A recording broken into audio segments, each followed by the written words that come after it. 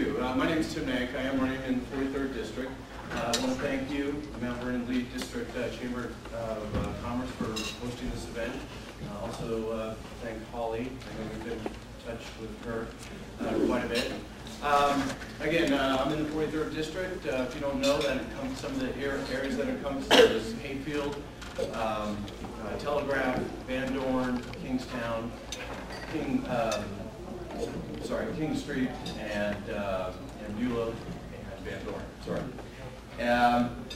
Just a little bit about me. I work for a nonprofit organization, Defense Consulting.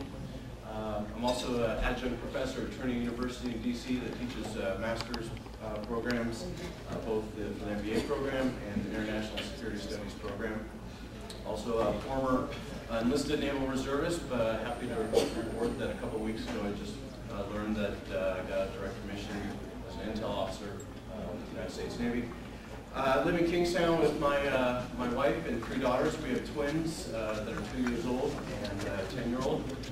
Mark was lucky to meet my daughters, and Mark, it was a rare opportunity that the twins didn't melt down. So you were very cute. Yeah, thank you.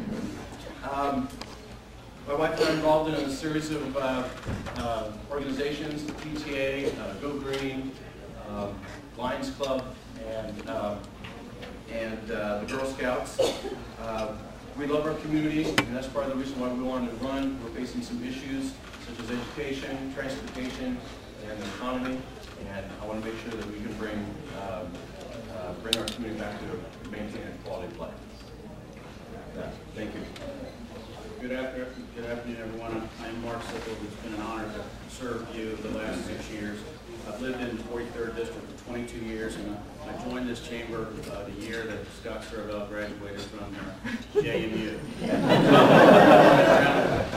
It was the same year that Joe Alexander appointed me to the library board. I served on the library board for 11 years, 2 years as chairman. We helped get with Dana Kaufman's support, the Kingstown Library built a proffer, 20-year proffer there. We purchased land for the new regional library that's coming according to our capital improvement plan. As soon as that beautiful library down in 400 that's going up now is finished, and the beautiful new renovation over in Springfield and Commerce Street is finished. I served on the UCM board for 6 years as president, 1 year. I was legislative assistant for Gladys Keating for 3 years.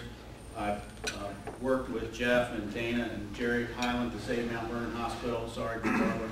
Then in the Southeast Health Planning Task Force, I served on the Virginia Military Base Commission to prepare the state for the BRAC round that did come.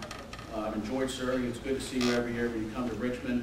I've gotten 22 bills passed in the last 2 years alone.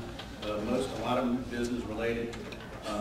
Serve on a new commission now, the Energy Environment Commission, where we're going to be looking at how Virginia can be more energy efficient and we're greener, and we can turn this state into a place to go for the green economy.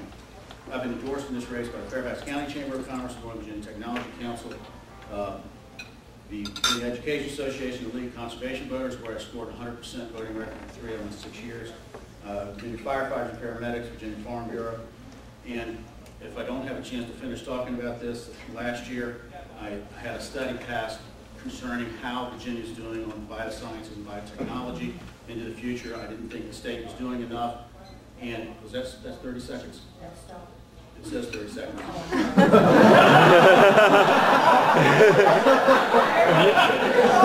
can read. Boy, it was 30 seconds last time. But I have a lot more to talk about, and I look forward to doing it. I don't think the Route 1 is in as bad a situation as we've heard, but I do have 2 pages of improvements that we've done over the last little bit that I'm free to share with everybody when you leave today.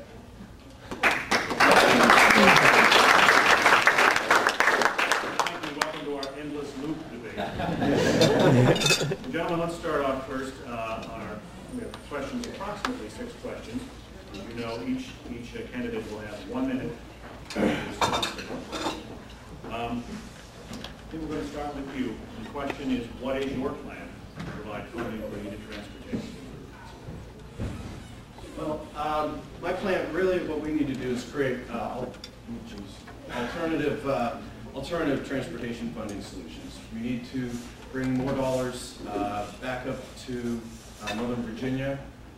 We need to create solutions, have new ideas, innovative ideas that will be able to bring dollars and bring more jobs up here that will help fund the transportation issue. I'm very concerned about the transportation issue here. It's one of the main issues that I started running on, and if we can relieve congestion up here in Northern Virginia, I think that would be able to help the transportation issue here. It's a big subject, transportation. It's been my #1 concern since I went to Richmond. It's been 23 years since we passed a serious plan. The way we did it then was that Governor Blau put together a commission of people from all walks of life, and they got together and had a plan, and we had enough people with courage to vote to pass it. I've voted for some bad transportation bills, some good transportation bills, bills that hardly did anything. We passed 3202 in 2007, which was a substantial funding bill, but unfortunately the primary provision of the bill was struck down by the Virginia Supreme Court. One part of that remained, and that was the business community's almost voluntary willingness to increase their taxes on themselves for commercial industrial property. That is now providing Fairfax County with about 1/3 of the money it has to use in its own program. We have, in my district, a very serious problem. If you drive over there, not many of you are from our area, but at the corner of South Kings Highway and Telegraph Road, Jeff, as chairman of the Transportation Committee, has been able to use this C&I money, and we have a fix in the way. Stay tuned. Mark, let's start with you this time in terms of what would you do to make sure the General Assembly paid more attention to funding, transportation funding for the Well, before I get to funding for it, I just want to say that last year, VDOT, our smart engineer, said that we ought to reduce the speed limit to 35 miles an hour. You know, they're professionals, so I respect professionals. They have a PE behind their name, and we came down here to the community, got everybody together. We have really smart people in Mount Vernon to ask them questions that they could not answer. And we were convinced, Chris Amundson, myself, Senator Puller, that we can't have that, and so we prevented them from lowering the speed limit, and thank you for everyone who worked on that effort. We have to have a fundamental transportation. We did last rate, in 1986, we had a gas tax of 15 cents a gallon in 1986. We raised it 2.5 cents to 17.5 cents a gallon 23 years ago. That is the whole root of the problem. It's as simple as that. Our purchasing power is gone. We haven't had enough courage to do it. It's a gas tax is unpopular with people, but it is a good user fee, and that it might be part of a package, it might not be part of a package. We voted with it, without it, and I'm hoping we have 51 votes in January to do it. Yeah, well, exactly. A little bit what I've said before is we need to bring more of those dollars, reprioritize the budget, figure out where the dollars need to be spent, where they need to go in the best possible fashion. I'd also like to add we need to think a little bit outside the box. We need to look at other problem-solving solutions that's happened in our country. For example, Washington State did an audit of their Department of Transportation, and they found, I think, $100 or $200 million. I can't remember the exact number, but that is a fair amount of money that we could use to fund our transportation issues. Point being is we need to reach across the aisle, bring in businesses and the people of this district to hear their ideas, and look at other states and how they've solved their transportation issues. Next question.